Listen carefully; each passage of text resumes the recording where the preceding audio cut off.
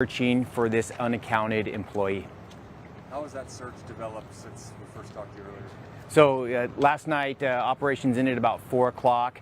I can tell you that we have activated our emergency management team, and this is the perfect situation why we'd use this in a huge incident like this. That means we're going to be having our urban search and rescue teams out here, that our dogs are going to be activated. As you can see, that our drone is up, and we are currently searching for this individual. Talk to us about the safety concerns for you and your crew. Yes, absolutely. That's a great question. So the safety concern is this is a partial roof collapse right now, so we are worried about secondary collapses. So we are working alongside structural engineers, our partners, our stakeholders, to make sure that our members are safe to go inside. Like I told you, that our dogs for the urban search and rescue are going to be coming back to the scene like they were here yesterday, and they will be searching this structure also. Why is it a lot safer for a dog to maybe enter than a human? I know it may be an obvious question. Right. Our viewers might have that question. So these dogs are trained for that. They can scent, they can smell, they can get in there, they can get in positions. There are pockets in there where dogs can get in that we can't get a camera. We have used our drones. We have 2 types of drones. Our drone team here, we've got an elevated position, and we actually used a drone that we are able to fly inside the building a little bit and search for this individual. Have you heard from him at all? Is that something, do we know if he's alive, deceased, anything like that yet? No, at this time we did not have any indications. Our dogs did not get a hit. I can tell you that our community assistance program has been working with the family members all the way since this incident began, and supporting them and tending to the needs that they have. They do an absolute fabulous job, and this is the reason why we have them, for big complex incidents like this where someone is lost. Can you just sort of rehash what's happening right now? When did this incident start, and what are y'all doing right now? Right, so last night a little bit before 9:30 a.m., firefighters were dispatched obviously to this area, 43rd Avenue and Van Buren, for reports of a structural collapse. Immediately they got on scene and they saw a debris field. National Weather Service did say that microburst did come in, lifted this roof off, and we do have a partial roof collapse, and you can see that this north tilt slab building has collapsed, and that is where we're anticipating that this individual is. Have the employees said anywhere about where this other employee may be? Any sort of status of what made you to believe that the employee is still in there? We've been talking to the owner, the business employees. We're talking with the building manager, and they've given us spots or locations where they think that he has, and like I said, we've had our dogs, our urban search and rescue dogs, go to those points, and we have not had any hits up till now. It's kind of a race against time at this point. Absolutely. I mean, this happened about 9:30 last night, so we're over 12 hours. But I can tell you, we will be out here as long as it takes. Like I said, we are working with structural engineers, our partners, to get heavy specialized equipment in here to remove this and make it safe for our firefighters to go in and search this building. Yes, sir. Captain, can you talk about just how powerful that storm was and the damage you've seen around this area? Yes, we have, and I can tell you that along with our fire marshal, the Phoenix Fire Marshal, in collaboration with emergency management team, they are assessing those buildings right now for structural integrity, and they are going to mitigate those risks. Do we know anything? Last time you've had to deal with an operation this size? So last time so the emergency management team is set up for big complex incidents. We set up for the Final Four of the Super Bowl, big incidents like this, structural collapses. So what that does, it just allows us to operate at a higher level, and we can get a response, or get units responding here quickly. It's a great effective tool, and this is a perfect example of why we use an IMT. Do you know anything about the worker, the age? Does he have a family? I can tell you that it is a male. I'm going to reiterate because it's so imperative that our community assistance programs, they do a fabulous job. They have been working with this family the entire time that this incident kicked out. They were kicked out with our initial dispatch because we knew this was going to be a very dynamic. We were talking with the family members here on the other side of the building earlier this morning. I wanted to ask you a question that they brought to our concern, which is we were upset that it's taken this long to potentially make entry. I know it's a tough situation, but is there anything you can say to that? So we have made entry. Yeah. We have made entry. Our urban search and rescue dogs, they are members like us. If something happens to them, it's just a big situation. So those members have or I like to call them members, those dogs have made a interior search, what we call a primary search. We also have had our technical rescue members use their cameras. They have specialized cameras and they can get in there and see. Our drone team, like I told you, our drone run program did an absolute fabulous job getting a view of this from an aerial position, and we actually had one of our drones fly into that building and get deep in there and assess the situation. Does it get easier or more difficult as the light comes up? Also, that brings some Yeah. heat. Does it get easier in the daytime Yeah. than it was overnight? Absolutely. And so we stopped about 4:30 last night.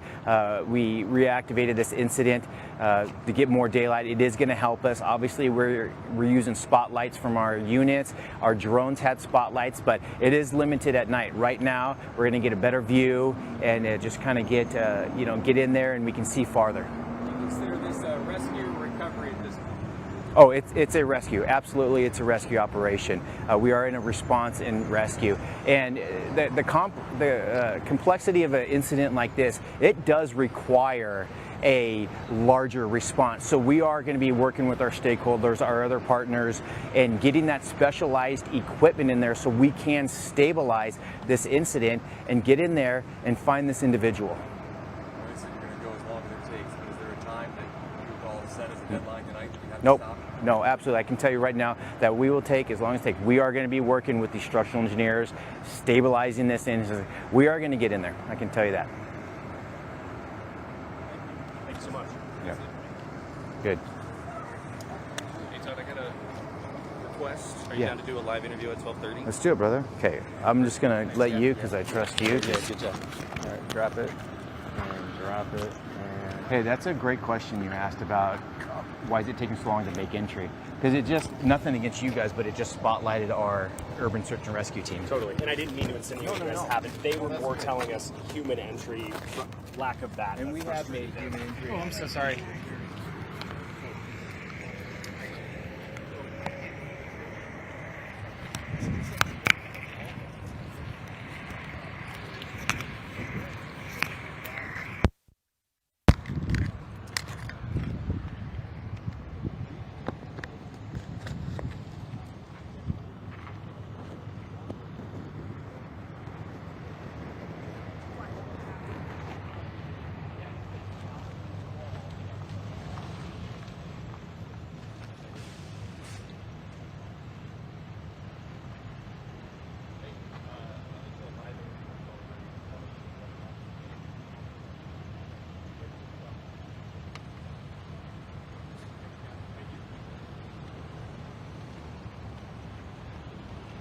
We're going to be back around 12:27 or so.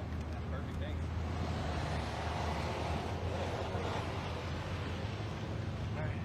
I'll just get B-roll while we wait.